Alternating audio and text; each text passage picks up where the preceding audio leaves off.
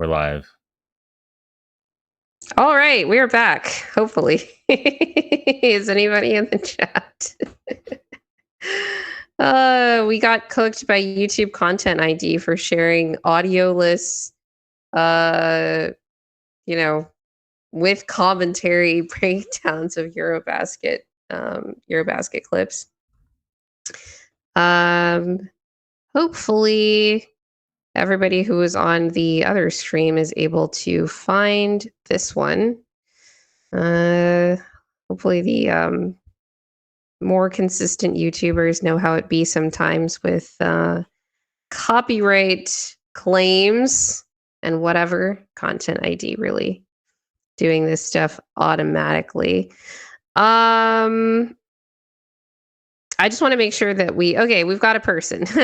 there's a human that found us, or you might be a bot like Dowder, but I choose to believe that you're a human. All right, then let's jump into what the final kind of standings of the groups mean, what it's going to look like for Team Serbia moving forward, and hopefully we can get Content ID to let us off the hook for when the recording of the show goes up later, because you had some really good breakdowns of what Team Turkey was doing to absolutely carve up Team Serbia. All right. Well, if you could bring up the Group A standings first, which was the group that Team Serbia was in. So let's see. Once you bring this up. Team Turkey won this group. Obviously, they won all 5 of their games. Team Serbia went 4-1, and that was great. Team Latvia made it through, and so did Team Portugal. Unsurprisingly, the 2 teams that did not make it out of this group are Estonia and Czechia. This means that Turkey will get favorable seeding in the final EuroBasket bracket. There was a possibility for some of these groups to result in some ties in terms of like team record, and then like point differential would have mattered. But I was checking back at the other groups, and I don't think that was the case in any groups where it was like the difference between making it and not. Actually, not Group A for sure. Group C had an interesting situation because when we'll talk about it when we get to it, but yeah, that's basically. I just wanted to show everybody how the standings, graphic works for EuroBasket here, so you could see how the teams were ranked. It was just by the number of games you won in pool play. Before we check out the other groups, let's look at the EuroBasket bracket and just kind of see what Serbia's path is going to be through the knockout rounds. If you could pull up the new EuroBasket bracket. Did you put a new one in? Yeah, it's Euro. Yes. I called it EuroBasket new. Got it. Yeah, just pulled that right before we started the show. So just for just as an FYI for the audience here, you got. We'll just kind of scroll through it. Team Serbia. I guess they're in the lower half of this bracket here. Where are they? They're down here. So bottom half of the bracket. Finland. They're playing Finland tomorrow on Saturday. And the winner of that game will go on to play the winner of France, Georgia. Rooting for Georgia. I didn't realize that Georgia had made it through, but we're going to talk about that when we get to Group C because it was looking kind of dicey for them. But yeah, they get to play Finland, who's been really good in this tournament overall. They went 3-2 in group play. Which, isn't great for Team Serbia, which is why the whole idea was like, let's try to win against Turkey. And then if you see up a couple of rows up on the bracket here, Turkey is playing Sweden. So they get to play probably the worst team that made it through pool play is either Sweden or Georgia.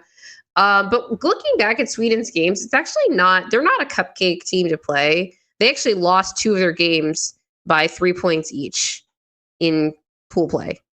I think so. They won 2 games and then they lost 2 by a combined 6 points.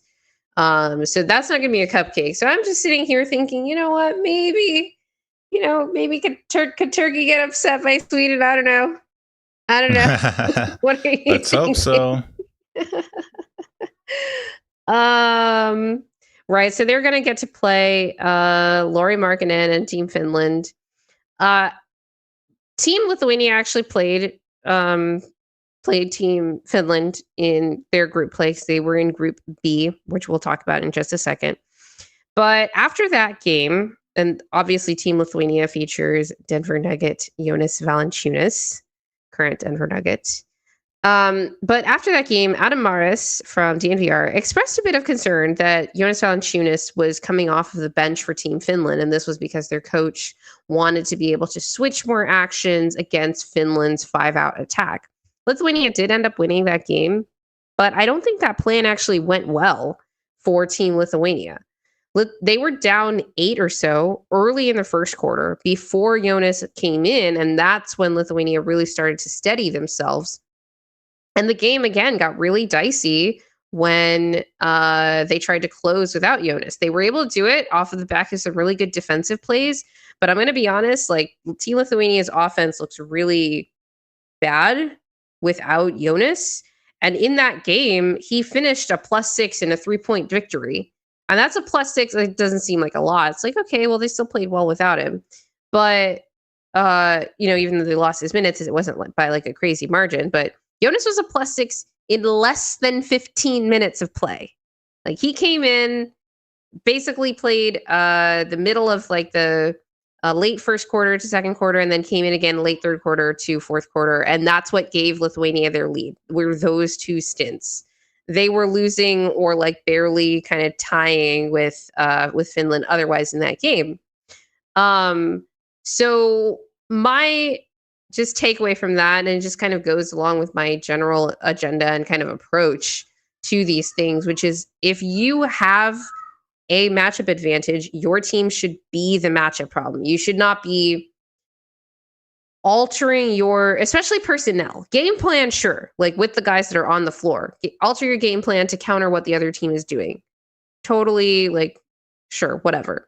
But if you're altering your personnel in such a way that makes it so that you're playing your most impactful players less, that's a bad game plan, because you can change your personnel all you want. If you're playing your best players less, then the other team like won that battle, like this, like cerebrally. And I felt like Lithuania big brained that game, and it actually could have been a more comfortable victory. But the fact that Jonas was so impactful against Lithuania, particularly on offense, actually, I think bodes well for Team Serbia. I think they have slightly more reliable on-ball pick-and-roll operators than Team Serbia, but not by like a crazy amount. But what they've got is bigs you can really bruise, and not just by scoring, because Jonas didn't have a monster scoring game in that one either, even like relative to his short stint. But he had 6 points, 2 offensive rebounds, 3 defensive rebounds in 14 minutes. Like, sometimes when you're looking at the Denver Nuggets backup situation, you're like, that would be like an incredible game for any of our backup centers in that span of time, right? Yeah, but it's also why I think that Serbia should be able to handle Finland in this knockout game, right? Anything you want to say about the Finland matchup specifically? No, I haven't been able to watch Finland yet. I know Lauri Markkanen is he's been good a player, monster. Very, very good player. So you can be concerned about that for sure, and just hope that he doesn't. He really uses. I feel like he's using his size more. Like, he's bullying guys more in ISO and in the post. I feel like more. He does it a bit in the NBA because it's within his wheelhouse, but he's doing it on volume for Team Finland right now, which is why he's having like 35, 40-point games on a regular basis throughout group play so far. Is like he's getting a lot of points in the paint. His outside shooting hasn't actually been that, like, it's been good, but not like meteoric. Like you see these like 45-point games, you're like, whoa, he must have hit a bunch of threes. And it's really like he's just killing guys in the paint and like getting to the line and things like that. Yeah, these teams have superstars, so which team can kind of maximize the identity of their stars? Kind of like Turkey was doing with Şengün, though we saw that he was cooking from three as well. So you got to hope Laurie doesn't do that. And Serbia needs to start focusing on Jokic a little bit. They kind of cruise through some of those friendlies where Jokic could be, less aggressive and look to others and play make. And he may have to be a little more aggressive in terms of the scoring. And they need to be a little bit more deliberate about how they're running their offense and really, right. I think he needs really to be go to their more. strengths. They need to be more versatile in like the ways and the areas of the floor where they get him the ball.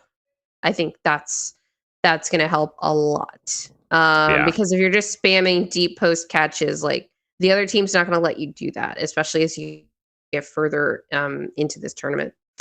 All right. So like I said, Jonas has also advanced to the knockout stages of Eurobasket. Will, if you could bring up the Group B standings, we already talked a little bit about Finland and Lithuania, but Germany is actually the team that won this group. They went 5-0. Unsurprisingly, they were the clear best team in this group. I'm trying to think of the team, if there was a single team that even came close to like making a game competitive against Germany. They blew out Montenegro by 30 points. They blew out Sweden by 20 points. They blew out Lithuania by 20 points. They blew out Great Britain by 63 points. Jesus. And then they played Finland and blew them up by 30 points. So Germany has not yet been tested, you could say, but you could this is kind of like what people were saying about the Oklahoma City Thunder. But once you get to the knockout rounds, you're playing some better competition. It's like, oh, are they just this much better than everybody else? Because this is how Team Serbia looked in warm-up games, right? But then, group play came and they lost a guy and they're trying to reintegrate Micic and it looks a little bit different. Not to say that Germany will face that exactly, but also the level of competition ups up a little bit, right? As, teams shorten their rotations and all this kind of stuff. I think Germany I have my concerns about their interior defense, but so far they've actually been fine. I actually thought, if anything, like maybe Lithuania, just with having Jonas and stuff, would be able to, push them a little bit in that regard. But other than that, I think Germany is the clear second best and maybe the best now that, Team Serbia is down Bogdanovic roster in the tournament. So they should absolutely make it at least to the semifinals of this tournament. Otherwise, I'd be pretty surprised. But then again, anything can happen in single elimination, right? It's going to be exciting. Yeah. And you would expect Turkey probably playing winner of Serbia, Germany, as Generational Hater points out. So what else we got? Right. Group D. Group D, please. Because I want to talk about this group first, because this is the group that features Slovenia and skinny Luka. But my question is really, has anything changed? So just a quick summary of this group. France goes 4-1. We did not have an undefeated team in this group. So France goes 4-1. Poland 3-2, which was surprising to me. They had such a strong start to the tournament. I thought they were going to go at least 4-1.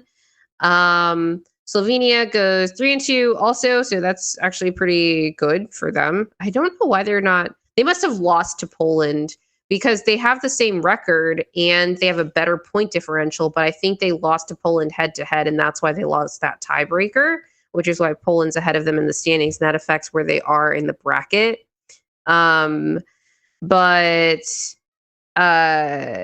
Israel also makes it 3-2. We had 3-2 teams in this group, which is interesting. So they were like a little bit closer together, and no teams... there's not like a crazy gap between them in terms of point differential either. So none of them really had more blowout losses than the other, which is surprising to me, because I thought Slovenia was like really, really bad. In the games they lost, it was like ugly, right? Yeah. But they must really have ugly. They made up for it with what they did to Iceland, probably. But yeah, if you could bring up the tweet from Kranjis Smith Basketball from Lakers Film School. Luka's actually logging his lowest rate of rim shot attempts in multiple years playing with Team Slovenia, which is music to my ears personally, right? So Kranjis writes for the audio listeners here.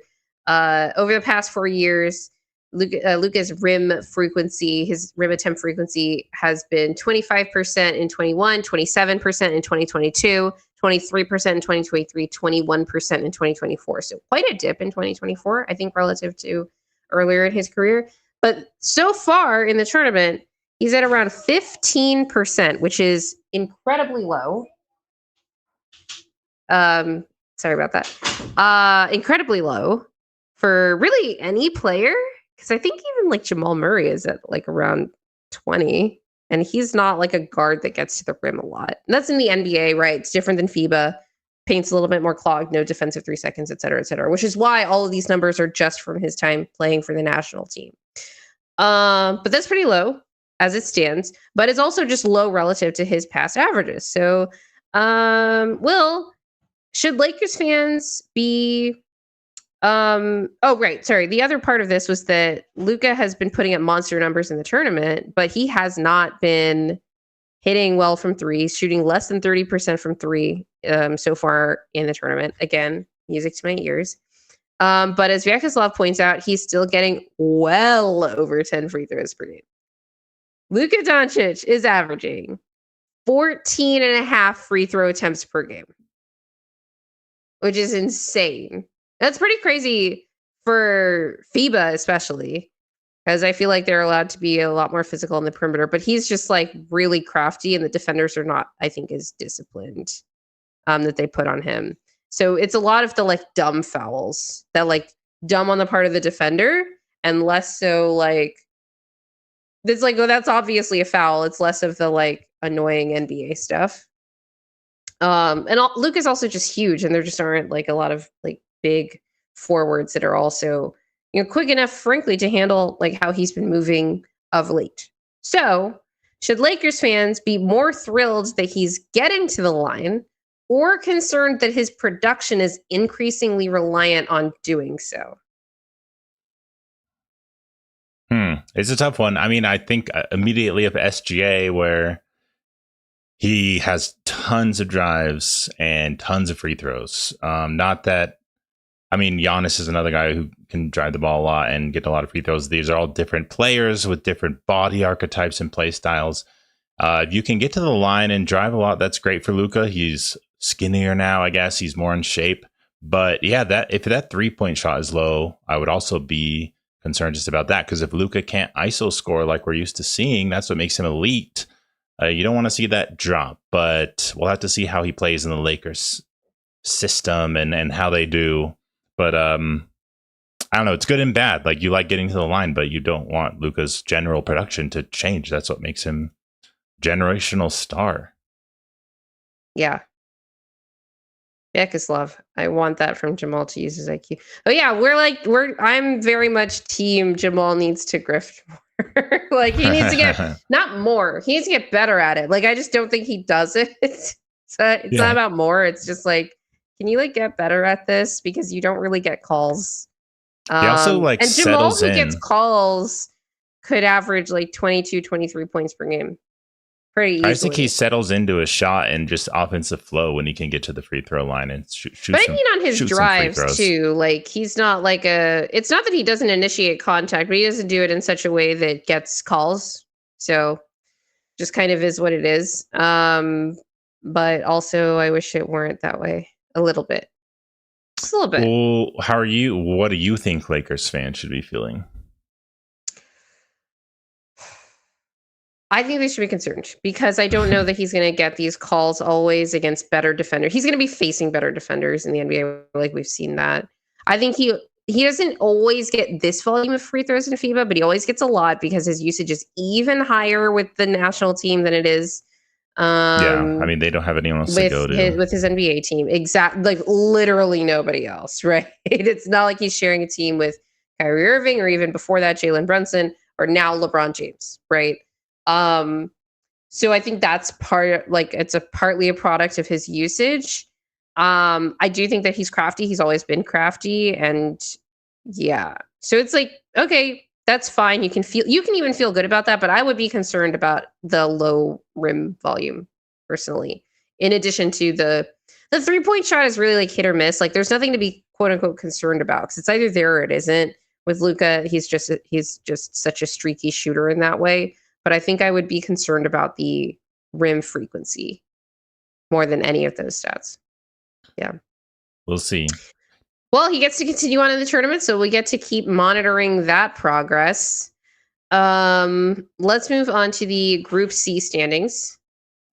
Real quick, we'll just hit that because Team Greece is in first place in this group after going 4-1.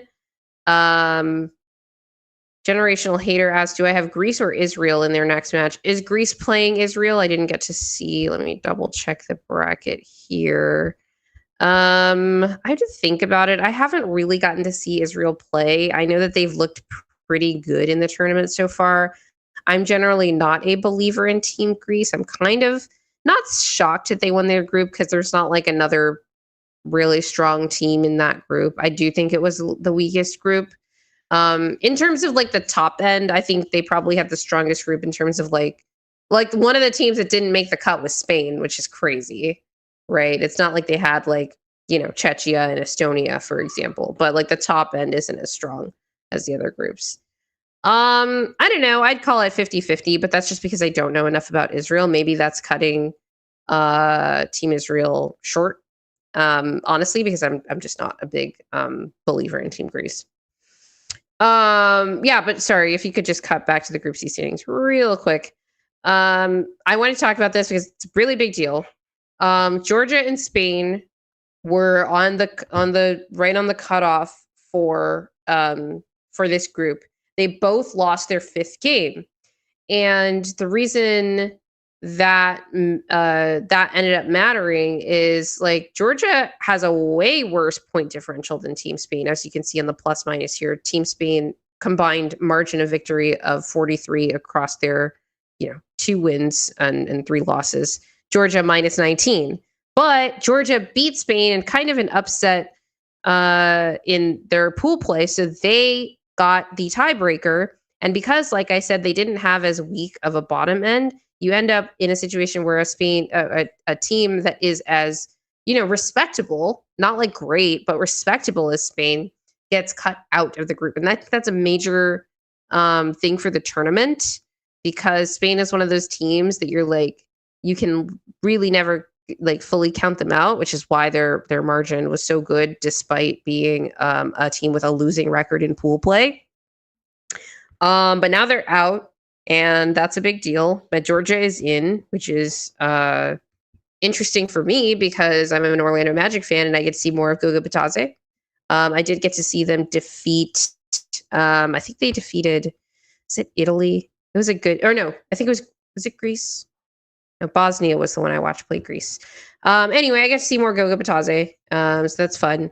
And that's Group C for you. Anything else on EuroBasket before we move on to the Kawhi Leonard story? I'm excited to get to the knockout round. It's cool that we got through group stage and everything, and now the real fun begins. And I can't wait to see games with high stakes in the middle of the off season when we normally wouldn't. So it's fun watching it with all you guys who are fans and who follow this. So we'll be talking about the games as they go on. That'll be fun. But yeah, let's get to this drama because I know you have a lot to say about it. I sure do. All right. I'll try to condense some of my thoughts because I know we got interrupted a bit in the middle of the show here. All right. Next segment here. Pablo Torre finds out. Great podcast by Pablo Torre. He's a sports journalist, does a great show on like all kinds of investigative reporting. I first got turned on to the show, I think, through the NFL Players Association scandal, kind of alongside the NFL ownership collusion scandal that he covered earlier this year. And then after that, there was he did the reporting on the his personal investigation on the Malik Beasley gambling implications. And it's interesting that Malik is like no longer a target of investigation, because I think there were some things that were uncovered in his investigation that I thought the feds might be interested in. So highly recommend Pablo Torre Finds Out. Great podcast. Pablo unveiled his reporting that he and his team have been working on for, he said, over 7 months now, having to do with this company called Aspire that was basically one of these fraudulent carbon credits.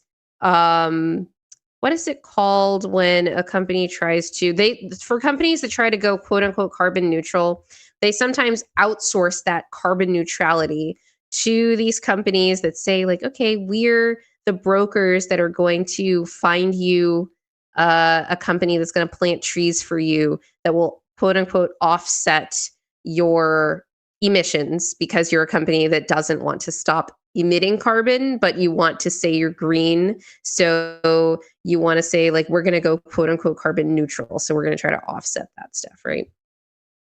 And this company, it's called Aspire. They recently went bankrupt. I think that was earlier this year. And there's all this, there's a big scandal surrounding them that has to do with the fact that they, weren't actually like, it wasn't like one tree for every tree that they were like kind of selling out. It's kind of like that scam where they're like, we're going to name a star after you. And right, where you like pay to get a certificate that's like, that star has your name. And it's like, who checks that, right? Like, who checks on these trees? There are actually like groups and organizations that check on these things now, because it's been a big area for fraud, including by this company. And they were being investigated for fraud. Their CEO is being investigated for fraud. He was arrested recently. And earlier this year, they had gone bankrupt. And in the course of their bankruptcy filings, Pablo's investigation was born. And what he found was that Kawhi Leonard, this is the original reporting, was that it was a $28 million deal with this company. It was a sponsorship deal. Some reporting that came out today is that his deal is actually closer to $50 million with this company, the sponsorship deal. And essentially, his reporting is about how this was a method by which the LA Clippers, who also had a sponsorship deal with this company, they no longer do. And the Clippers and Steve Ballmer want to make it very clear to everybody that they no longer work with this company ever since like a while back when it was found that they were not actually planting these trees. And we're apparently defrauding investors, whatever. They want you all to know that they no longer associate with this company, but they did. And while they did, Kawhi Leonard was signed a sponsorship agreement with them. And the whole idea of this reporting is that Kawhi Leonard is getting additional money under the table through the Clippers via this company, which is, in effect, allegedly, for the lawyers, cap circumvention, which is very much not allowed by the CBA, because there's a reason that we have a salary cap, we have aprons, we have all these rules, et cetera, et cetera. Before we get into I have a couple of different details and angles on this I want to hit. What was your initial reaction to this news? Shocked for sure if it's true that they did circumvent the cap. Genuinely shocked? Look, like people love to, say that, and we're going to get to this idea that everybody does this and that all NBA teams and billionaires and owners are super shady and all that. And you shouldn't be surprised when these fraudulent schemes go down. But I don't know, like, I would like to think that the NBA has a little more handle on players getting money under the table and things of that nature, if that's happening. And if this stuff is true, I want there to be an investigation, and I would love to see the Clippers punished. No hate to Clippers fans. It's just, it is what it is. If you break rules like that, and we have salary cap for a reason, and I want the NBA to be fair, I don't want there to be fraudulent activity going on. So, and I mean, I mostly that's what just everybody wants. Like, I do agree with you that, like, for the people that, like, I want to believe that, like, at like a basic level, like there's some kind of fairness within this league, and like rules are quote unquote enforced, right? We already have enough scandal with like refereeing and people being like the league is rigged for market and money and all that. And if players are getting paid way more under the table through these types of means, that would be horrible. And we definitely don't want to see that. But I get that there's player empowerment and you want players to get more money. And it's, there's the argument that the league is putting a cap on how much you can pay these players who maybe deserve more. But I think they're already making tons of money. It doesn't go get a it's not just the league that imposes this cap. Like owners negotiated these rules with the Players Association. So like if the Players Association wanted to change that, they could.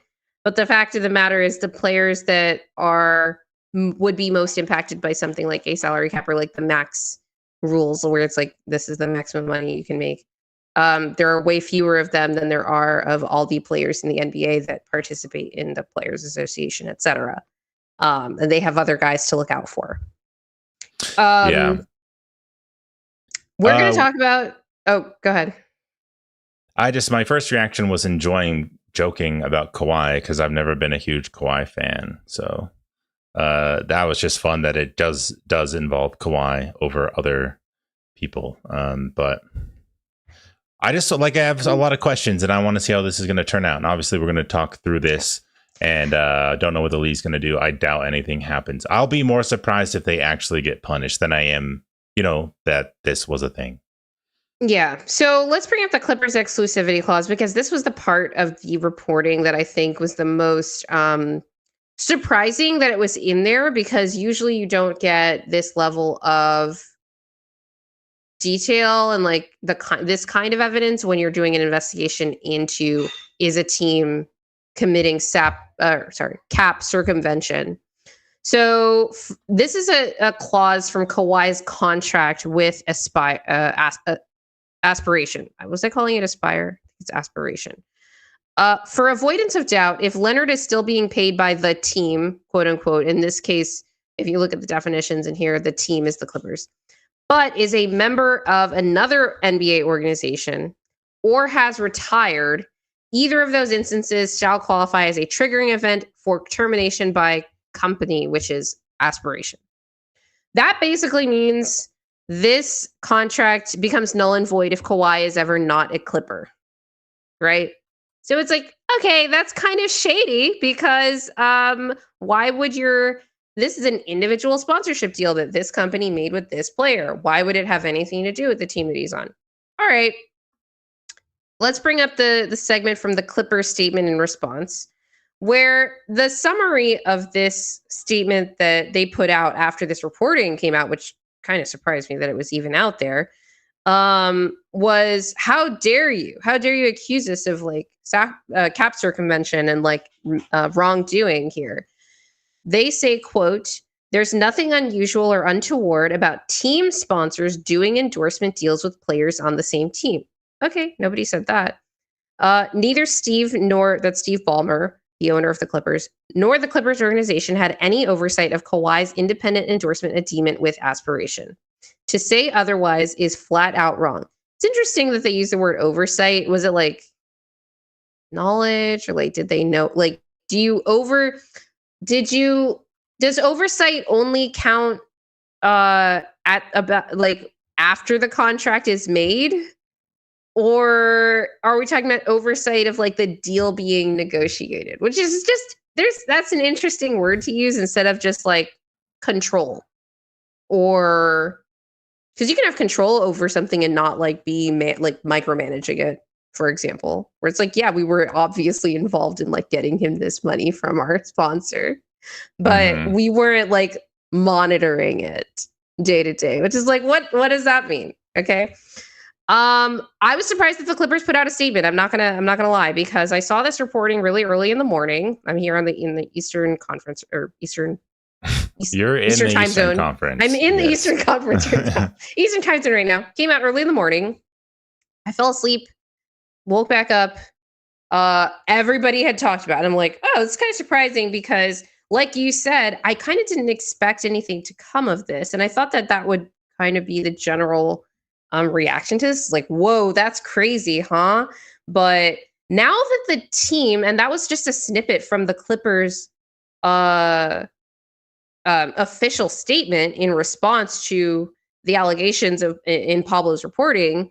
But I don't think it was really in response to that, but in response to probably pressure that they're facing internally, because teams and players and these organizations ignore important reporting on their wrongdoings all the time. Mhm. And the fact that this is being acknowledged makes me think that it's a bigger deal internally, like within league circles, than we know.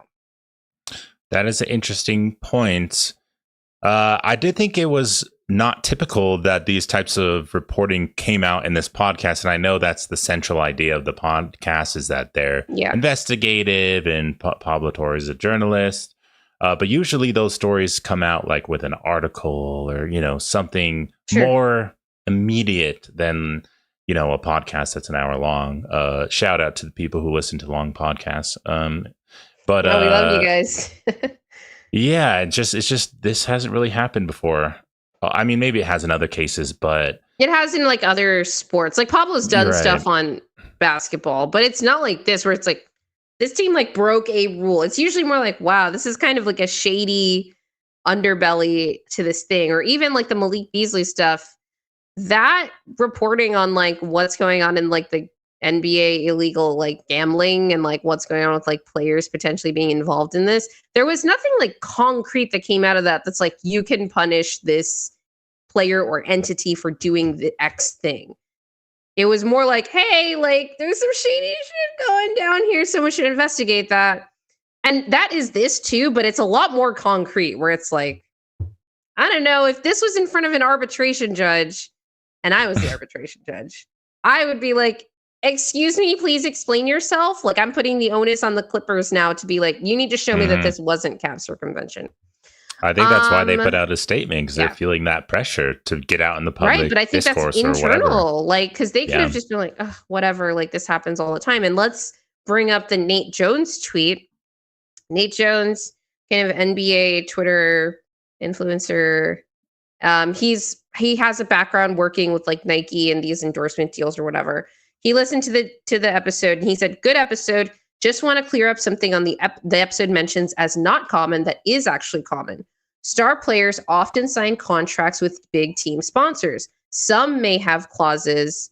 It's interesting. That's like some may. It's like you're kind of narrowing the field, even more as you go down that sentence. May have clauses that say the deal ends if they move to another team because those companies don't sponsor other teams. All right. I responded to this with like, I think that arrangement is also shady. Like, I don't think it matters that, like, because if the whole idea is like, we're doing a sponsorship deal with X player, why should it matter that they change? Like, what?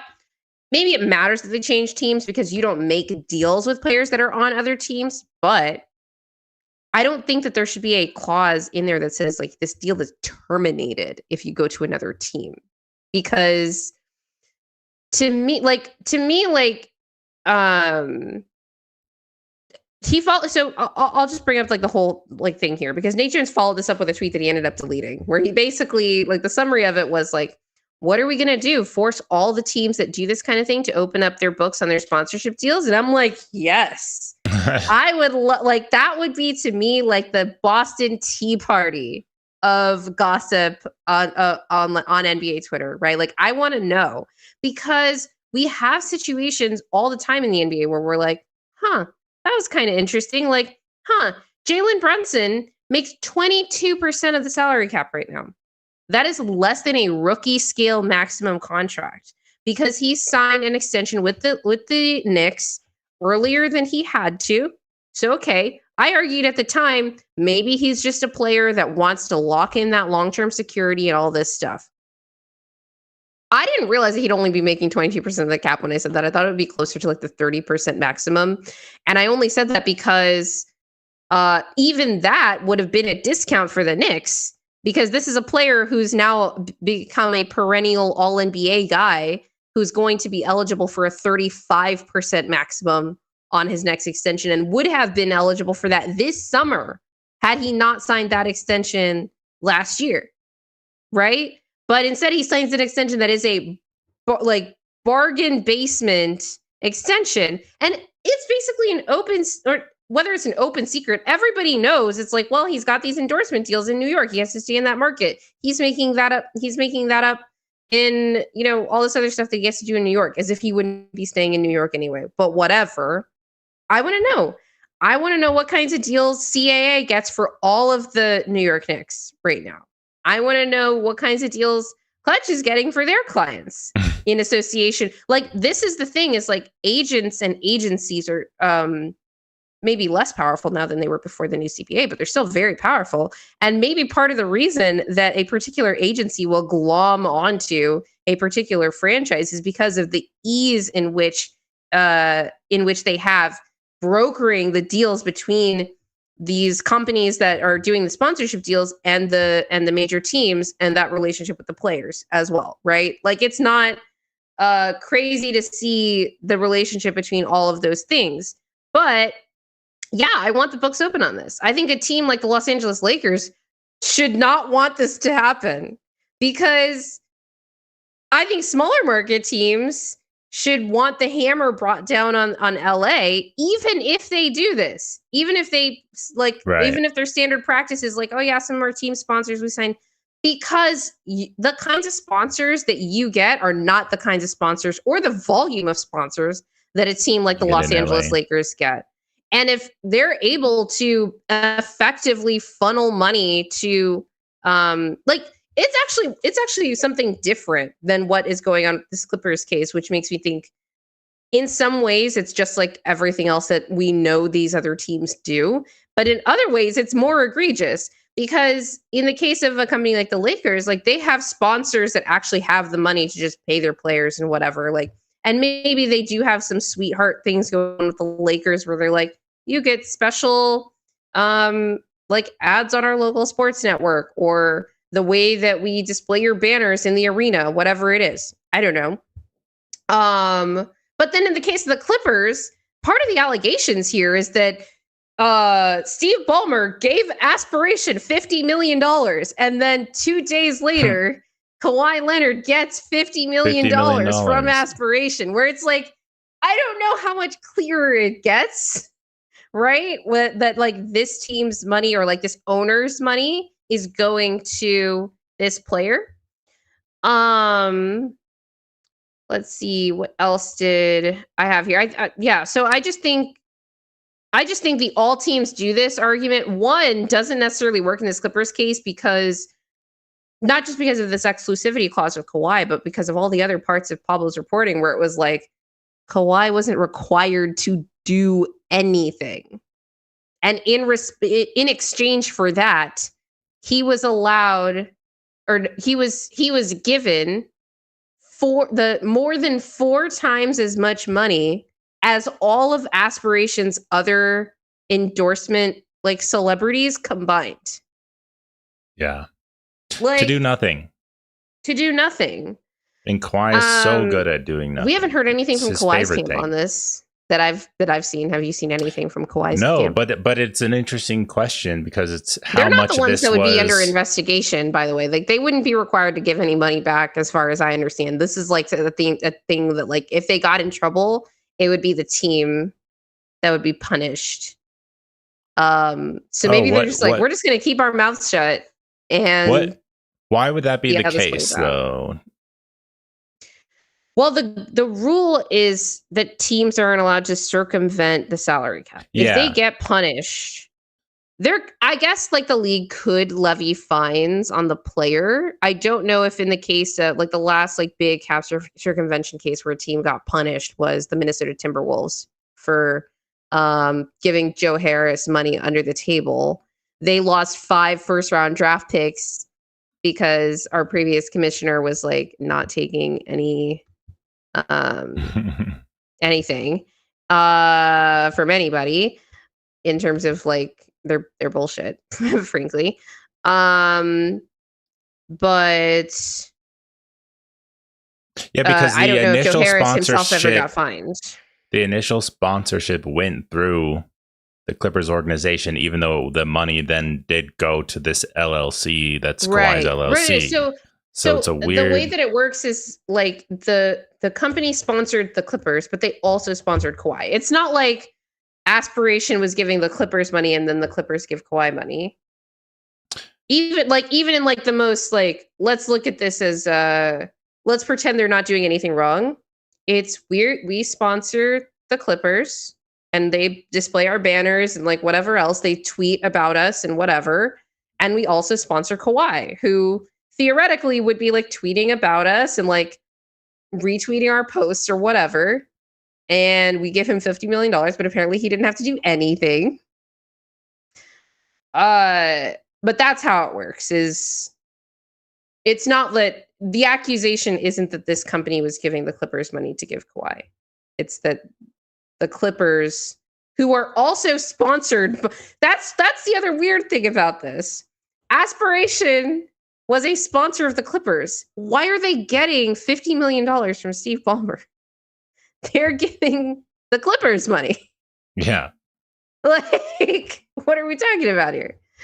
So, yeah, it's all very shady. Now, look, the owner is a separate entity from the team, and maybe he's like, yeah, this is one of the sponsors of my sports team. I'm going to support them too by donating. Like, I don't know. Like, Aspiration is he saying he was an investor who was defrauded? Yes, that is his. Because he's not donating stance. this money. Like his line is that he was an investor that was defrauded like everyone else. And I'm like, okay, so let's talk about Mark Cuban then, who brings this up. He says, I'm on Team Ballmer. As much as I wish they circumvented the salary cap, first, Steve isn't that dumb. If he did try to feed Kawhi Leonard money, knowing what was at stake for him personally and his team, do you think he would let the company go bankrupt, knowing that all creditors would be visible to the world? So, okay, Mark, here's my thing. First of all, of course you're on Team Ballmer. You're a billionaire, right? And in case that got lost in this whole like man of the people shtick by Mark Cuban, right? And I'm not like an anti-Mark Cuban person. It's just like, okay, like this shtick only goes so far, right? And yes, I am going to continue enjoying Shark Tank as a magnificent piece of capitalist propaganda. All the shady shit that these billionaires do in the course of business is just that. It's the cost of doing business. And that's how they see these things, right? Just like the whole idea of like, well, every team does this. And it's like, yeah, it's shady then too. Like the spirit of the salary cap and the spirit of the rules of cap circumvention are, we're trying to make it so that there's competitive balance in the league and you're trying to get around that competitive balance, right? Yeah. Mark Cuban did go on to say that he's disappointed that Pablo didn't investigate the Aspiration's shady tree planting scam and like the way that they defrauded their investors, which is one really recurring piece of deflection that I saw in the discourse about this reporting after. It's like, well, why is he investigating like the Clipper side of this, not like, the shady, fraudulent company. It's like, yeah, it turns out there can be multiple levels to a scam. And it's shocking to me that Pablo Torre, the sports writer, happens to be investigating the aspect of this story that directly impacts the NBA, right? Yeah, like it's sports that he's focusing on. And a big star in the NBA, Kawhi. Yes, exactly. And Mark Cuban saying Steve isn't that dumb, but simultaneously being that, but he totally got defrauded by the fake tree planting company. And I've known about these kinds of companies for like 5 years now. And the Clippers were tweeting about this in 2023. Like they were reposting their like sponsored content from Aspiration. And it's just like, all right, dude. Yeah, this guy isn't dumb enough to, like let that be in writing and then let the company go bankrupt so that all these filings become public. But he's also like super duper but he's also like dumb enough to fall for this scam. It's just like, no. Yeah, when I read that is smart enough to rationalize all of this stuff into like, well, this is what every team does, so we're just going to do it, and then like happen to be more egregious than every other team. Yeah, when I read that part, I could hear your voice in my head of like, you're giving billionaires too much credit for being way too smart, like something along those lines. So I was interested to get your take on it. Yes, my influence is spreading. Yeah. Oh man, I was gonna say something else, but you can continue. I want to talk about how this is all going to resolve, because as you and I've kind of gone back and forth about, like, will the Clippers even be investigated by the league? And like I said, I think that putting out an official statement actually puts more onus on the league. I thought at first, like, they're probably not going to do anything, at least in terms of like punishing the Clippers. But now that the Clippers have, like I said, put out the official statement denying it all, acknowledging the report, they've put the league in a tight spot, because they did say, Adam Silver said, we will reopen this investigation, because there was an investigation specifically into the Clippers committing cap circumvention with Kawhi Leonard. I think after his first extension with the Clippers. So it wasn't when he first got there, but after his first extension, it was like a lot of all the other owners were like, this is shady. We need you to investigate this. And they didn't find anything. And they were very suspicious of the whole arrangement. So if this reporting came out about like a whole other team, I would say like, okay, maybe they don't do anything, but this has already been on the league's radar. I do think it's difficult for smaller market teams to not advocate for, even if there's no like major punishment that comes out of an investigation because it's too murky, even though I don't think it's murky at all. Even if the Clippers are able to skate, this is the kind of thing where there's going to be more pressure to do this kind of thing, like circumvent the salary cap under the new CBA. And so this kind of thing completely undermines the goals of the new CBA, the stated goals of the new CBA, which is quote unquote competitive balance. It's about saving money. We've been over that before, but the stated goals of the new CBA in terms of competitive balance, given the cap and apron crunches that good teams are going to be under. And like I said, undercuts the spirit of the new cap rules.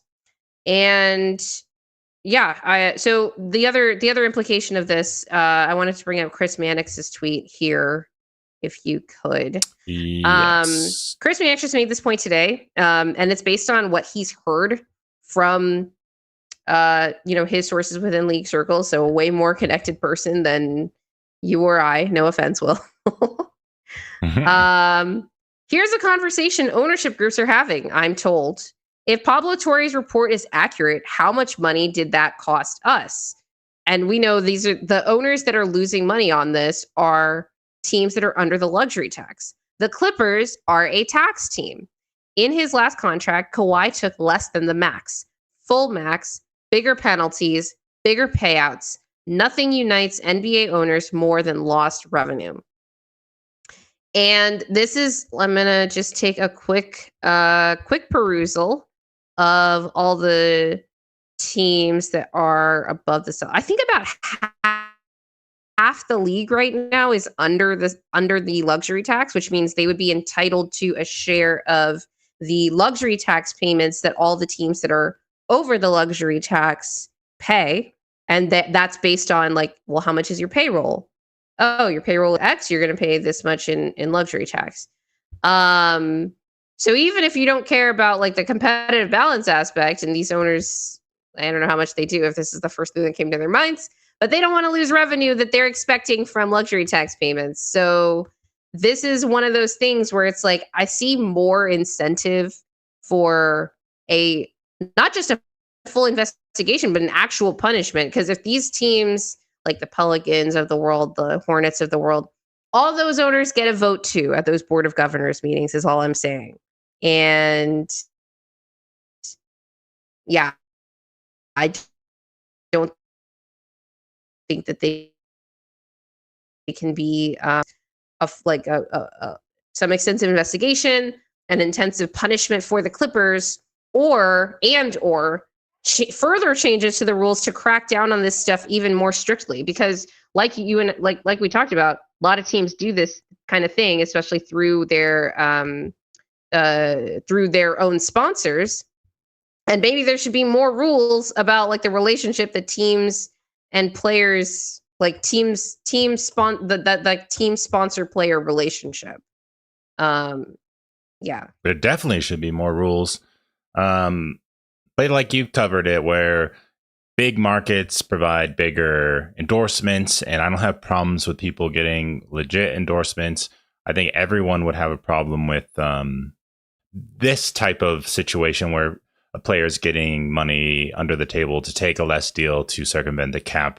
We definitely don't want to see that. And the fact that, and what I was going to say earlier, is that Ballmer is the richest owner in the league is very significant. Absolutely. And shouldn't go under the radar because that is power right there. Like, that's why he was able to give $50 million of his personal money to this company and to potentially just like transfer $1 million of his own personal wealth, like not his business wealth, to Kawhi Leonard, basically, through this company, as alleged. Yeah. Yeah. Okay, so what do you think is actually who's the second richest owner? Is it the Cronkies? Is it Kroenke, we should say? I wonder if it's like Joe Lacob or it might be. Mark, what's his face, who just bought the Lakers? The Mavericks owners are really rich right now. Oh, the Adelsons. Yeah. I don't know where the Lakers ownership group would rank, but yeah. I mean, it's kind of funny because that was the whole point of the CBA, was to stop the Clippers supposedly from being able to just spend unlimited amounts in luxury tax because they wouldn't care. So they have to impose these penalties. And if it is the case that the Clippers are still doing this, yeah, it really goes against everything that the CBA just was installed for. But I don't know. Like, I want the NBA to do an investigation or whatever they have to do to save face, because now they are also looking bad, not just the Clippers. So if everyone is doing it and they are just the people that got caught and they're the ones that are going to get punished in order to maybe stop other teams from doing this, then that's their own fault. But I hope that no other teams are doing this. If the Nuggets were doing this and they got caught, I'd probably accept any penalty that the Nuggets received, even though I'd feel very sad about that. Dan Gilbert's the second richest. The Cavs. Of course. Yeah, mortgage Cavs. Fraud person. Yeah. I'm sorry. Mortgage forgiveness fraud person, to be more accurate. We've got some really high character guys in the ownership owning group. NBA teams. It's funny. We were just talking about, turnovers with ownerships and not really sure how these new groups are going to come in. A lot of these owners have deep pockets. And so more shady shit might be going down as a result. So I looked it up, and basically 2/3 of the league are not luxury tax teams. So these are teams that are owed luxury tax, a share of the luxury tax pool. So that's well over half the league. You don't want to piss them off. That's all I'm saying. Right? They wrote a whole new CBA just because of the Clippers and the Warriors spending too much money. Yeah. So it wouldn't surprise me at all now if there was like a really swift, or at least a severe, I don't know about swift because they have to actually investigate this, but a severe punishment for this. If the punishment was only like fines, that would really suck, because he has unlimited money. He doesn't give a shit about that. I would love a competitive type of punishment, like draft capital, draft picks, something of that nature. But I do wonder how much responsibility the player would have in it. Like, if it was, they're accepting the money, they know what the deal is. You can't really, I get it. It's like $50 million. He knows he's worth a lot. He's taking less than the max or whatever it is just to help the team out and be competitive. But then you get the extra money. What is the responsibility of the player, and how would the NBA punish the player? It's going to be interesting questions. There'd be some kind of fine, probably on Kawhi and his, like, I don't know if it's only like, if only his listed agents can get fined, because there's like a whole like side part of Pablo's reporting about the relationship of his uncle Dennis, who apparently at the time of Kawhi going to the Clippers was going around soliciting teams for cap circumvention. Essentially, they were like, we want money under the table in the form of sponsorship deals that are like exclusive sponsorship deals and whatever. So if you haven't checked it out, I highly recommend listening to that whole podcast. It was like honestly mind-boggling. But like that person could also get fined. I think Kawhi would probably pay whatever the fee is, all that stuff. But that's all that you could do with a player. I mean, there were some people joking about like maybe Kawhi gets suspended for X number of games. And I'm like, is he even going to play that number of games next year? I don't know. So like, does that even matter? Coming up with the punishment, I think, is difficult, especially for a player that's just like, I was just trying to get money. The salary cap is not the player's concern. Following the rules is. And like we've seen players get fined for breaking like rules, like, you know, Dame gets fined for going public with his trade request, and like he got fined for statements his agent made. So like Kawhi could get fined for like stuff that potentially his uncle kind of got involved in on his behalf. Right. You know. And that was the interesting question. And I want to get more information on who really did know what. And it would be really nice to get that clearly stated, though. I don't know if the NBA is going to find that out or not. We'll see as time goes on. It would really suck for them to not be punished at all. I wish that stories like this had more impact, and bad press could actually result in some type of impactful punishment, and the league could become more fair because of it. But I don't know. It is kind of sad that these journalists, like Matt Moore, for example, I saw like some of his comments where they aren't surprised by these things because they think like many teams do stuff like right. That is unfair shady. and shady business. And it's unfortunate to see because, you know, as a fan of the NBA, you do really want it to be fair and in a good product and a good competition. And you don't want the richest owners to really have a leg up, though we did see that for a while before this CBA was put into place. But yeah. And it's satisfying for me because I really did kind of turn on Kawhi when the Kawhi sweepstakes was going on, him leaving the Raptors and going to the Clippers, and him kind of making demands of teams. He was always going to leave the Raptors. He never wanted to be there. Yeah, for sure.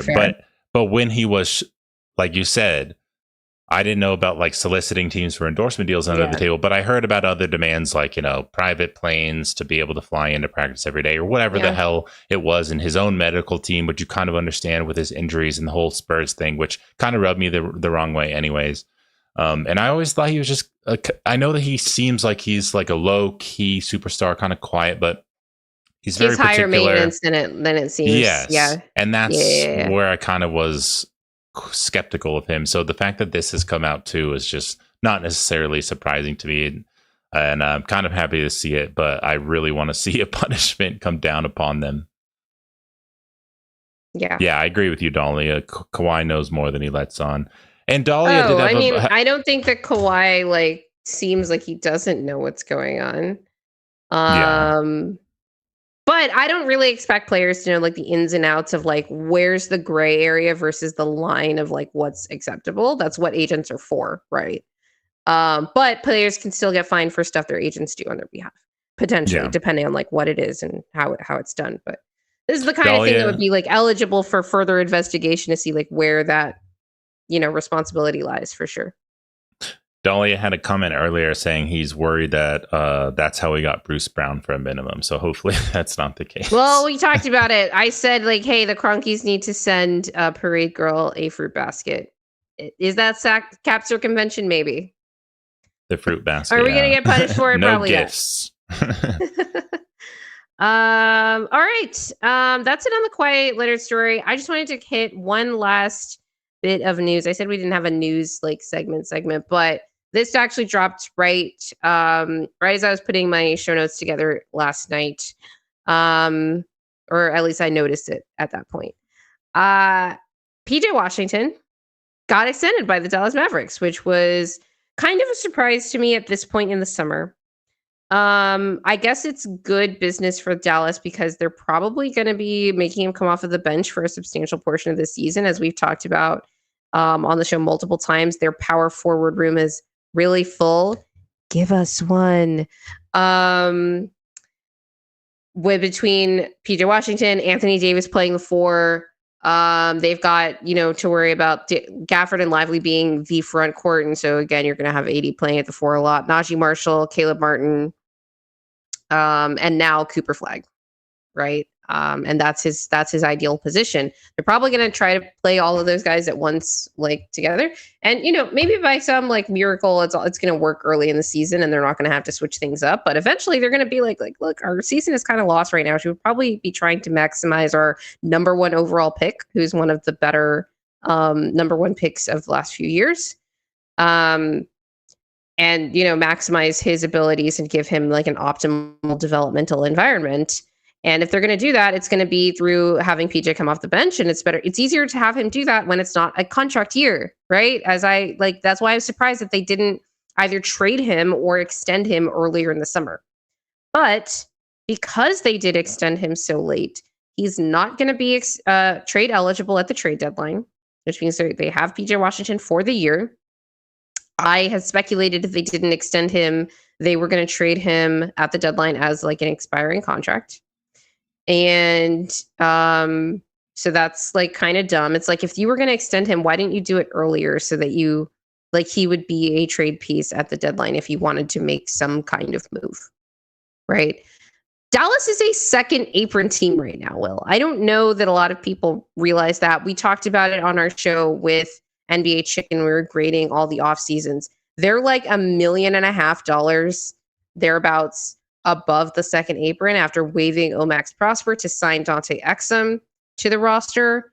They're probably going to want to make a move at the trade deadline, and PJ Washington probably would have made like a lot of sense given, again, their ridiculous power forward depth at that time. There's other guys they can obviously move, but it's just like the fact that they extended him at this point in the summer, sort of similar to what I talked about with when the Nuggets extended Jamal Murray. Was that last summer, where it's like, if you wanted to be low on him and like potentially trade him at some point, you either trade him earlier in the summer or you extend him earlier so that he would be trade eligible at the deadline.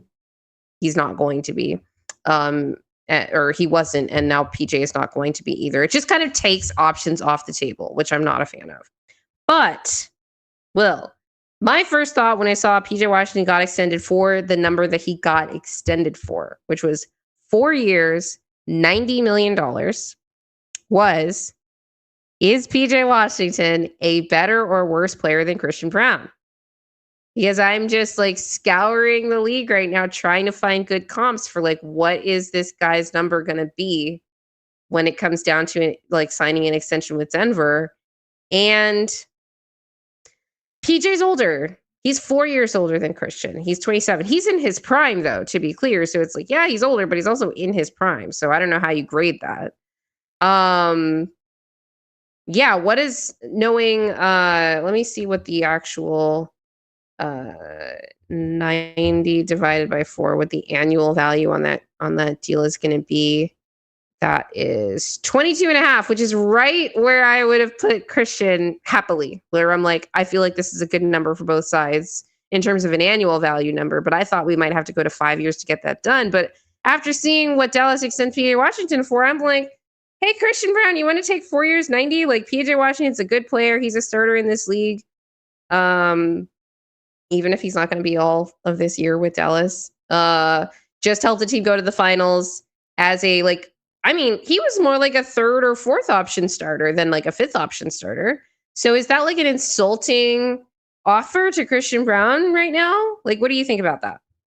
I don't think it would be insulting. I think even like, because I think PJ is better than Christian Braun right now. He's more well-rounded in terms of just everything, rebounding. Like, there are areas where Christian's better, like I think perimeter defense and things of that nature, and rim finishing, of course. But PJ Washington, not last year. For what? Perimeter defense. Oh, well, I mean, he still grades better than PJ, but maybe it's a different type of perimeter defense that they play. But right. They're still both pretty good perimeter defenders. There's just certain skills that you would hope CD could be better at. That probably PJ is more experienced at. Right. At that You're age. basically, if you're paying Christian more at this point, it's like, what do you think? How much higher do you think his upside is? Because Right. PJ's got that creation, and he is bigger than Christian, but he's got that, like, he can bully guys and get downhill a little bit. He can attack a closeout, that kind of thing. Yeah, I mean, he definitely shoots it better than Christian, for sure. He's more reliable, but you, like, let's say they envision him getting even just to the level of PJ, which isn't like the craziest shooter ever in the world, but he's more reliable than Christian Brown. So you envision he'd be as solid as PJ. Yeah. Maybe in the playoffs, yeah, because he, like, killed OKC from the corners. He killed OKC in the regular season, too. But that's what I'm saying. It's just a little, like, it's enough for me to be significant that he's a better shooter, but it's not like he's this knockdown role player shooter, PJ Washington. So I think if you expect him to be a better shooter than PJ Washington, maybe he would get a higher number or something like that. But I don't think it's out of the question. Yeah. I'm looking at that number now and thinking, like, Denver better not go higher than 4,100. I still don't even like that number. Like, I don't like 25. I've been pretty, like, consistent about this all summer. I think 23 million a year is the sweet spot. Anything under that, Ben Wallace won. Anything above that, like, I'll live with it up to 25, but I won't like it. If you go above 25, I'm out on it in terms of the annual number. I really just want to know so that we hopefully can stop worrying about what the number will be, and we can all be happy with the number and have CB locked in. This is our Jonathan Kuminga, like because CB is like Kuminga. No drama. Because it's our recurring segment where it's like nothing's happened on this, but we have to keep talking about it because we're waiting for something to happen on it. Yeah. For people still left, apologies for the stream going down with EuroBasket. I guess we probably can't show a lot of EuroBasket clips. I'm going to have to see if that VOD is still going to be available for people if you want to go back and watch it. Hopefully it is. We'll probably have to fight Content ID. We definitely have a fair use claim. It's just Content ID is automated, so it just, like, finds stuff and strikes you down, which is annoying for a stream. But yeah, definitely. Yeah. All right, take us out. Well, yeah. If you've made it this far, we really, really, really, really appreciate you guys. If you do like our content, please remember, and even if you don't, please remember to click the like button, hit the subscribe button, as well as the notification bell. Leave us a review on Spotify, Apple Music, Amazon Music, or anywhere you get your podcasts. Follow us on Instagram, TikTok, etc. All our social links are in the description. And always remember that winning is fun and losing sucks, especially losing to Baby Jokic. I thought you were just going to say Şengün, and then you hit me with the Baby Jokic. I know.